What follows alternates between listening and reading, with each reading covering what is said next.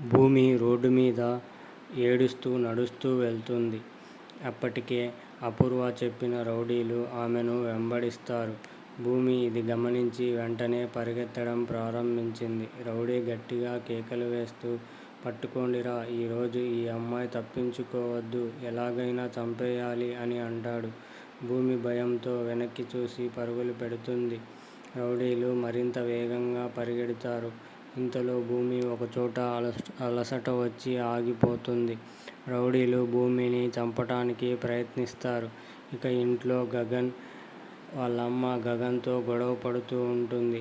ఏంటిరా నువ్వు చేసింది? భూమి ఒక్కటే ఉంది. ఆ అమ్మాయిని అలా వదిలేసొచ్చావు ఏంట్రా?